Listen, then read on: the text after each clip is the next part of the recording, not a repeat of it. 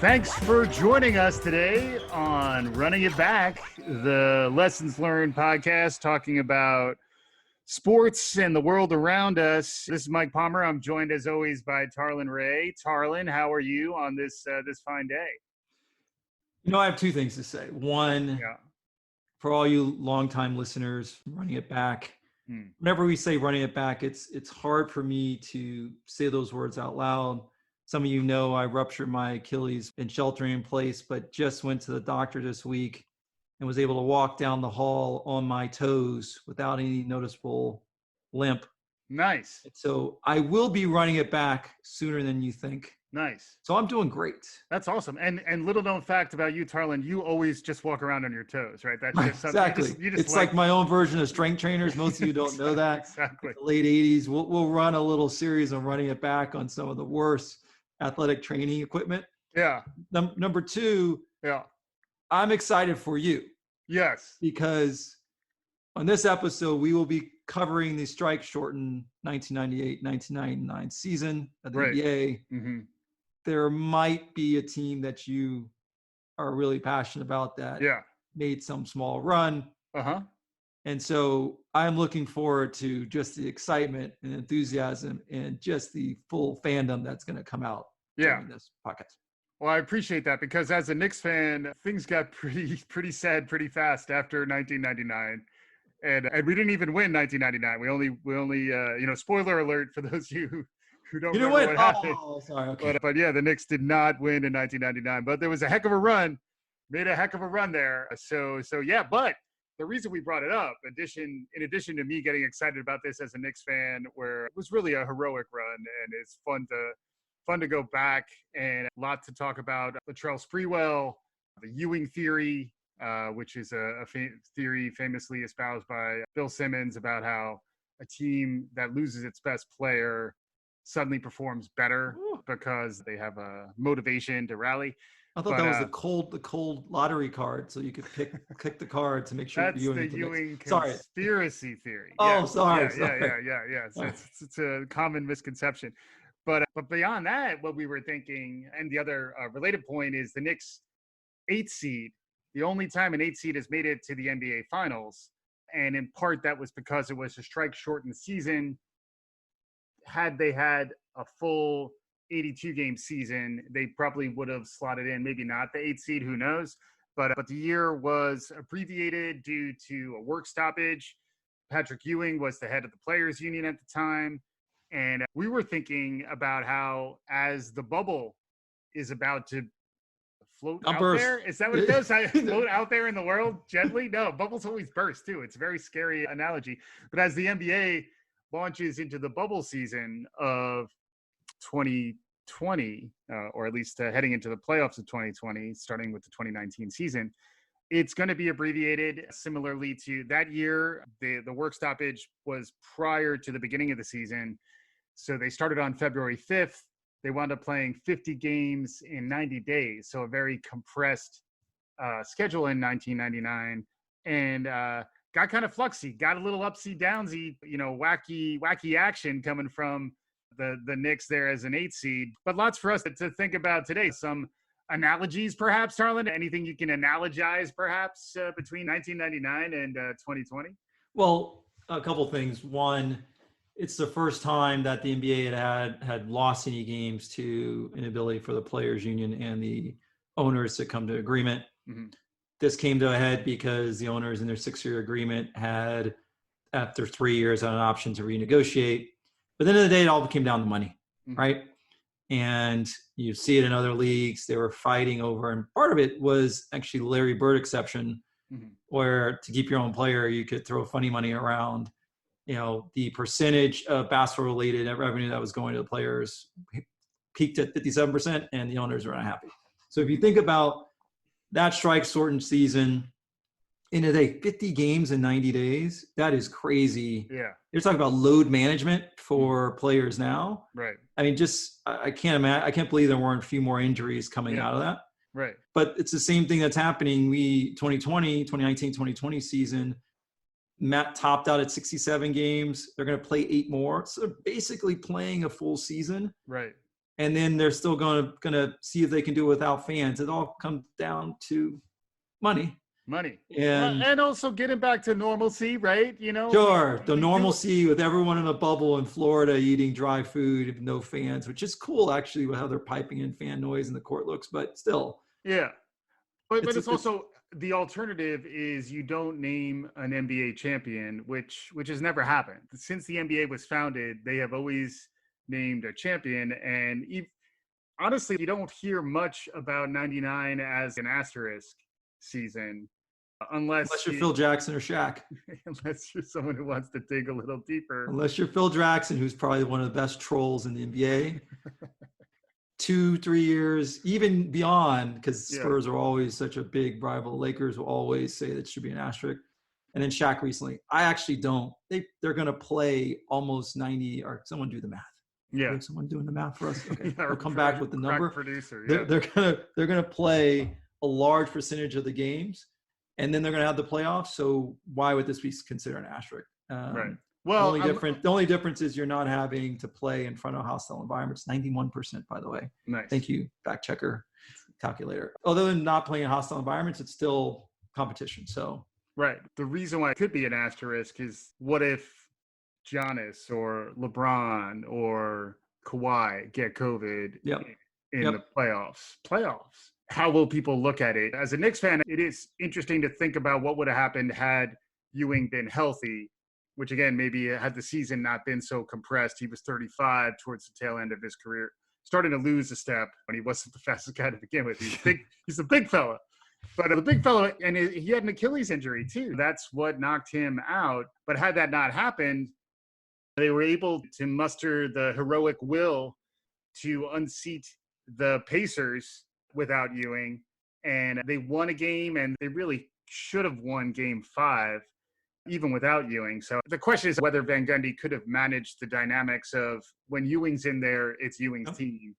And part of what he was able to do, the lesson in leadership from the Van Gundy side, was that he was ready to be responsive and opportunistic to the opportunity that presented itself. He had to take a shot. He had more athleticism in the lineup that he wound up with Camby and Latrell Spreewell. And he decided to really work that set of matchups, which were very different from the team that was slowed up and clogged up to a certain extent by the big fella being back to the basket, counting down the 24-second clock at every trip. Instead, they were more wide open. They were more freestyling as an offense. And he was able to unlock some of the really inspired play out of some of his more emotional players, including Latrell Spreewell, a young Marcus Camby, and Charlie Ward, to your point. Charlie Ward, the Heisman Trophy winner, Charlie Ward, your national champion, Florida State Seminole, Charlie Ward, who wound up being a serviceable point guard in the NBA. So let's close the book on 2020, 2019, 2020. Let's go to that season. But I think it's a fair point. What happens is Giannis or LeBron or one of those guys go down. We won't know until right now they're in a bubble. So far, so good too, right? So far, so good. People who are crossing the line to get a Postmates have to then re-quarantine, but so far, so good. But it will be like the Nets. They're pulling 4 guys off the street that literally are not. They were out of the NBA. Right. It's different, but if you start to see an impact to the big teams, then we will save the asterisk conversation for another time. But I feel like we wouldn't be doing justice if we didn't set the stage for 1998-99. Yeah. For those who listen to The Last Dance, Jordan, as the work stoppage is happening, officially announces his retirement. Yeah. So the mantle is passed. You would think that the Indiana Pacers, who took Jordan to 7, would be the team of destiny. Yeah. And then we have this ragtag group of Knicks players that are destiny bound. Now, most people would say, shocked, Ewing goes down. But a funny little stat, I know you mentioned Charlie Ward and he won a Heisman. Mm-hmm. There were 5 Wooden Award winners in the finals. Wow. And the Knicks had 2 of them, And one of them wasn't Ewing, who I think came in second a couple years in a row. Oh, really? Yeah, Larry Johnson, I Marcus Camby. Ah, that makes sense. Yeah. David Robinson, Sean Elliott, Tim Duncan. So it was a scrappy group. But what you're pointing at is there's a lot of talent there. And in Ewing going down, I think Van Gundy had the ability to mix and match the players in a way that he would not probably have had the ability to do unless his mainstay went down. Yeah. And it is also that leadership opportunity where you basically need to put up or shut up. It's like, this is it, and as a leader, Van Gundy was not, he was quintessentially vulnerable, right? Like he was about to lose his job and he had to get buy-in from the team. And the only way he was keeping his job was if this team believed they could do more than the rest of the intelligentsia thought. At the same time, they had disappointed during the regular season. So I think there was still some potential, but part of why Van Gundy was likely to lose his job had they been knocked out in the first round was that they had underperformed. And then when it all started to come together, there was a lot of hope. Then they lost Ewing and he was able to still pivot that. And I got to give credit to the blend there that you had, the fact that there was no alpha male, which I think is an interesting concept that's out there lots of times where you have to say, who's the best player on the floor and this team is that person's team. I think in the case of the 1999 Knicks, flux a year, strike shortened, everything's crazy. I get it. Y2K was on the horizon, so everyone's freaking out. But if you look at that team, Allen Houston, definitely the most highly paid player, very low-key shooter, mild-mannered player. Spreewell, probably his team to a certain extent, but he had just come there after serving a 68-game suspension for choking his coach, PJ Carlissimo, in practice in December of 1997. So he came back from that, missed the beginning of the season because of the strike. So he missed basically all of 1998 because he was suspended by the NBA for the year, and then had the season started as scheduled. It would have been in 1998, but didn't start until February. And then Spreewell, when he was coming back, a lot of Knicks fans were questioning the move. He was traded for John Starks, Knicks legend, Knicks hero. Jordan Stopper. The way I see Spreewell is he's a stronger, more athletic version of John Starks. He's just a lot smoother, and defensively, he made a lot of steals where you were just like, wait, where's the ball? He would anticipate the camera. The camera would still be going the flow of the game was, and then you come back in the other direction. And between him and Camby, it was just fun as a Knicks fan for that brief moment in time for them to be a little more wide open and a little more wheeling and dealing, even though they didn't really have the ball handler. I'll never forget, even that first round matchup was against the Pat Riley Miami Heat, the 1 seed, who the Knicks had just beaten the season before. We kind of had their number. And going into that series, I think the Knicks felt pretty confident that they could take them. And then I remember Game 5, I was on University of Florida campus in the Student Union watching Game 5 on the TV down there. And I think I literally I fell to the ground. When Allen Houston hit that shot, I just remember the 2 shots that I remember being, actually 3 shots, I remember being floored in the 90s as a Knicks fan. The last one was at least positive. The first one was the Kukoc shot. The second was the Reggie Miller 8 points in 6 seconds. That's all a blur to me. Yeah. And then this was the third. I just remember once they hit that shot, it's also like you're in this quantum reality as a fan, as a team, where you're like, we could very easily lose in the first round. But then once you win in the first round, they closed the season 6-2. They started to get it together after going 21-21. And then got a little bit of momentum, lost the big fella, but you get the sense that almost released them from any expectations, because there was still whatever baggage Patrick Ewing and that legacy of the Knicks had around making it so far but not quite making it there. And he was if only he had a better supporting cast with him, and now he finally had Spreewell with him, maybe this is their chance to make it. And now that narrative is gone. And they're almost in like a post-narrative, post-alpha male. We're just feeling it and playing basketball together. It was a lot of fun to watch, honestly. It was fun to rewatch some of these games. But just think about where they ended up, because in that season, and you can correct me if I'm wrong, it was one of the first times the Knicks had one of the highest payrolls. So there was a lot of expectation behind it. It was the highest payroll, yeah. The highest payroll. Ernie Grunfeld, who is the GM, and Van Gundy are at each other's throats. Grunfeld wants to. He's acquired assets that are able to get out. Marcus Camby, Latrell Spreewell still in his prime. Houston can still go. Yeah. Van Gundy wants to have more of a plotting. You got Charlie Ward is not going to be a go. He's going to set up the offense. You're going to wait for Ewing to get down the court. Yeah. And ultimately in that season, Grunfeld gets fired. Yeah. So Van Gundy wins the Game of Thrones. But what ended up happening is because Ewing goes down, the assets he put in place were actually, the game that he wanted Van Gundy to play was the one he ended up playing. Yeah. Because he lost that alpha. So it's just interesting. If layers upon layers. I was thinking Game of Thrones too. Yeah. If Ewing goes down in the regular season, Van Gundy and Grunfeld coexist, because it's almost, you're not using my toys properly. I got these guys and I have a vision for it. So that's one. Two, after Van Gundy is fighting so hard to play, his plotting approach, and listen, congrats on that season. But when you look back at some of the scores, it's like 77, 76. Like, it's not all about scoring, Tarlin. Basketball involves other aspects than just scoring. Horrible basketball.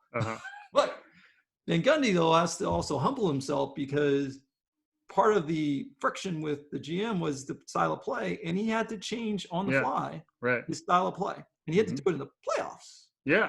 And he had to do it to start. He had to do it against his former guide, his guru in Pat Riley, who had groomed him when Riley was coaching the Knicks. Then Riley took his talents to South Beach. First one to ever do it. And then even Stan Van Gundy was an assistant under Riley, as was Eric Spoelstra. So Riley has this whole lineage of people in his coaching tribe.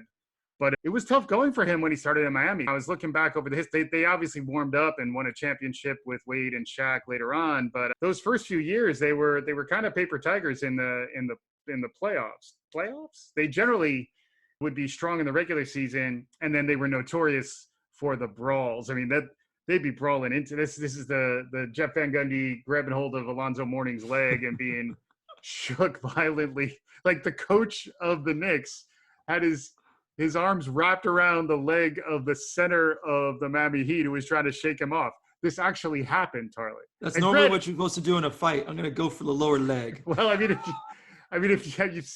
if you've seen his size, he's not the. But speaking of size, I also saw Spreewell was listed as 6'5", 190. Yeah. So like he's a lean, mean dude, and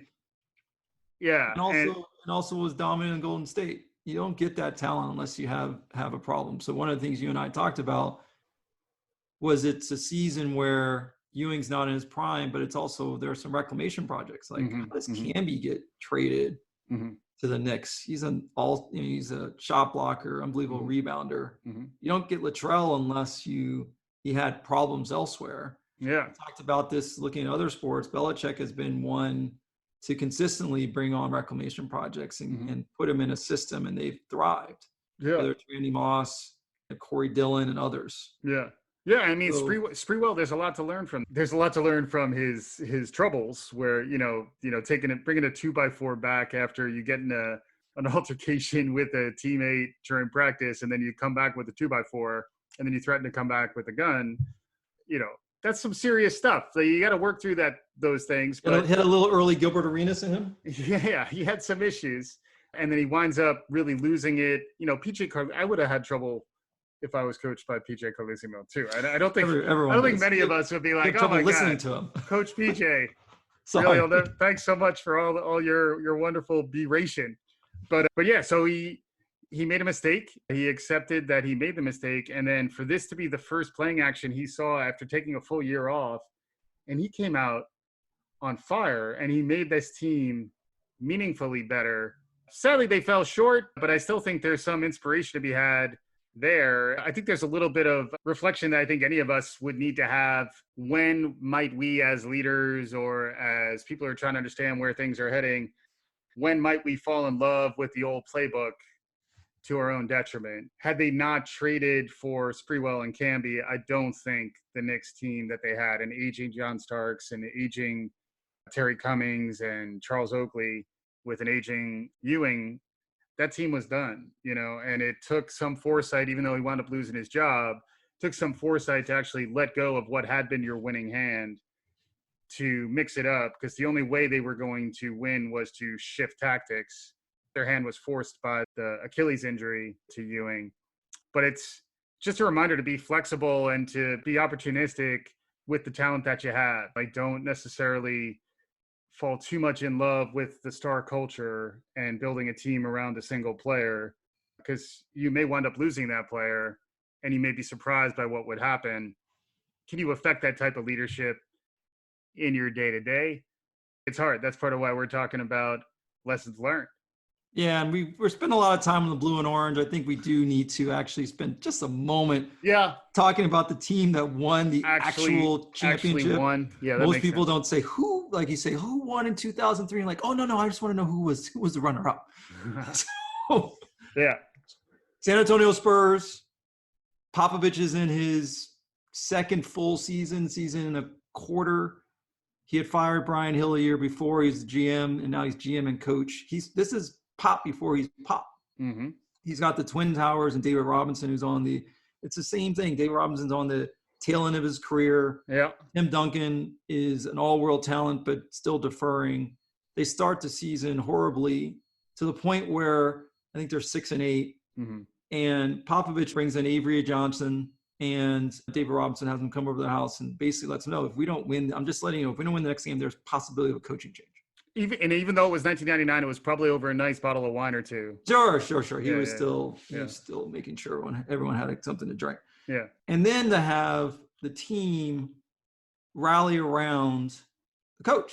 Mm-hmm. So players only meeting on the bus, Avery Johnson calls out Robinson and Duncan and says they need to do more. Robinson's willing to defer and stop being the guy who's scoring 50 points in all world. Mm-hmm. And basically sees, I got this unbelievable talent in Duncan, and we need to make sure we ride with him. Mm-hmm. That next game, both of them have unbelievable stats. They then went on a little 7-game run, but to end the season, they won 31 and 36 games. Mm-hmm. So you talk about the lessons learned, and we talked about for the Knicks, it's an underdog story. Mm-hmm. You often, as teams, whether it's business or others, you can come together if people don't believe, or you have a common mission and everyone is bought in. Yeah. I think for the Spurs, the collection of parts, they knew they weren't going to do anything unless people were willing to play roles, to buy in, and to put some egos aside. And so they did that early.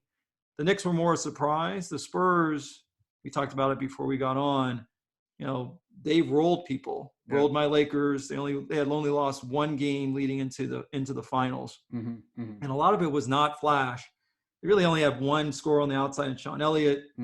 Sean Elliott, who had to get a kidney replacement after the season. Right. So he's playing invisibly hurt, but playing noticeably hurt the whole time. Yeah.